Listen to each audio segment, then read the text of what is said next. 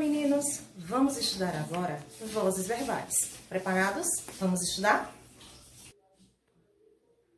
Vamos lá, pessoal. Vamos com vozes verbais. É fácil, é só prestar atenção. Olha, são 3. Voz ativa, voz passiva e voz reflexiva, certo? Na voz ativa, o sujeito é o agente da ação, certo? Da atividade ou estado, certo? Na voz passiva, o sujeito é o paciente da ação verbal. Na voz passiva, observe que ele pode ser analítica ou voz sintética, certo? Ou pronominal, certo?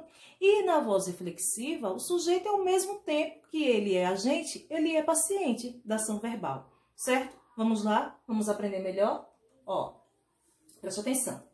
A voz ativa é uma voz verbal da língua portuguesa, correto? Tranquilo, né? A função das vozes verbais é indicar se o sujeito pratica ou recebe, né, ou sofre ação verbal de uma oração, certo? Ó, preste atenção. A voz ativa é a voz verbal que indica que o sujeito da oração está praticando uma ação. Exemplo, o professor reprovou Cristiano, certo? Ao analisarmos a frase, vemos que o professor, ele é o sujeito que pratica a ação, certo? Reprovou é o verbo na voz ativa, a ação praticada pelo sujeito, né? Que é o que? Reprovar Cristiano, certo? Repetindo, o professor é o sujeito que está praticando a ação, reprovou é o verbo na voz ativa e a ação praticada pelo sujeito é quem? Reprovar Cristiano. Ficou claro assim? Ficou melhor, né? Repetindo, o professor é o sujeito, reprovou é o verbo na voz ativa e a ação praticada pelo sujeito foi o que? Reprovar Cristiano. Vamos lá? Preste atenção. Vamos ver aqui agora alguns exemplos na voz ativa. Eu comprei um carro, o diretor desenvolveu o software, faremos a remodelação do restaurante, a professora repreendeu Roberto. Observe que aí o sujeito ele está praticando a ação verbal, certo? Vamos lá, preste atenção. Agora estou mostrando para vocês a voz passiva. Agora que você já sabe tudo da voz ativa, vamos para a voz passiva. A voz passiva é aquela onde o sujeito sofre ou recebe ação verbal, certo? Preste atenção. Eu tenho aí, a foto foi tirada pelo menino. A foto é o sujeito, certo? Ou seja, que sofre ou recebe ação. O sujeito da voz passiva, ele é designado de sujeito paciente. Certo, pessoal? Vamos lá, vamos seguir? A voz reflexiva, ao mesmo tempo que o sujeito pratica, ele sofre ou recebe ação verbal. Certo? Observe. O menino se cortou com a faca.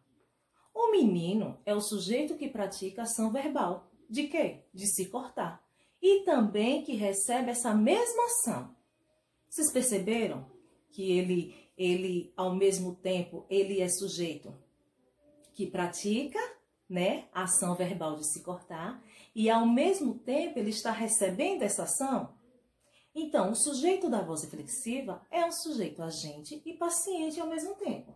Agora eu vou mostrar para vocês melhor, né, a diferença entre a voz passiva analítica e a voz passiva sintética, certo? Preste atenção.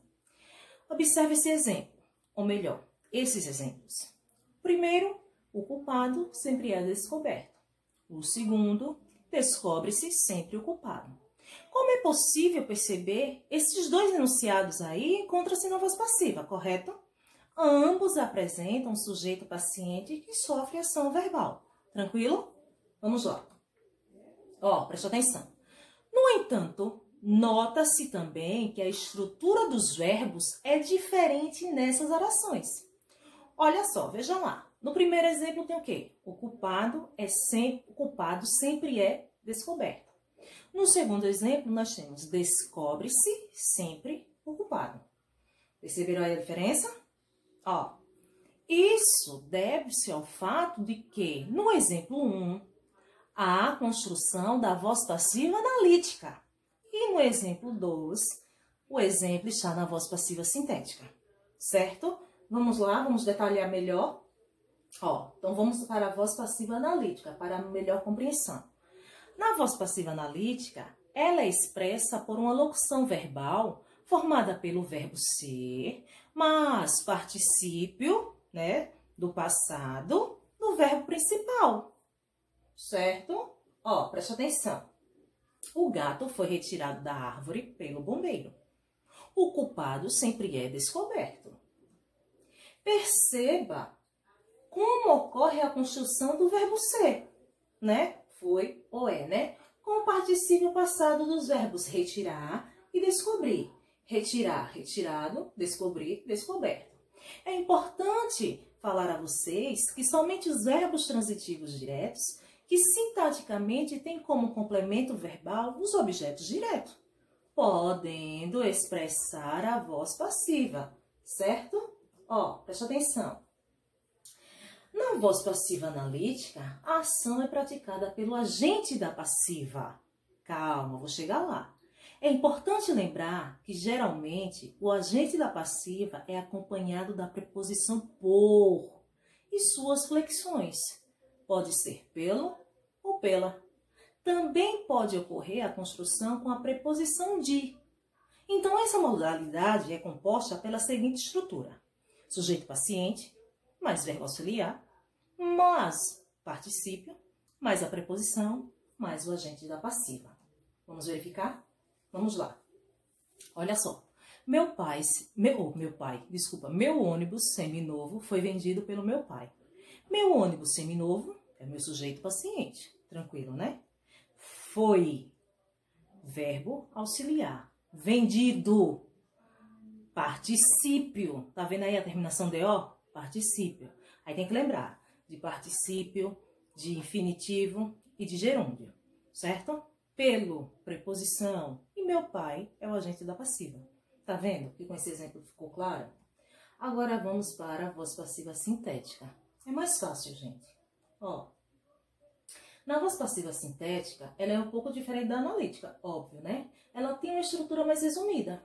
Neste processo, a voz passiva ela é formada apenas pelo verbo, mais o pronome si, mais o sujeito paciente.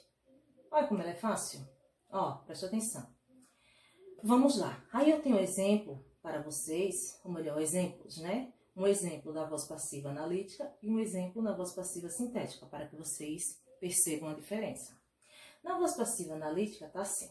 A encomenda foi entregue pelo motorista. A encomenda, meu sujeito paciente, tranquilo, né?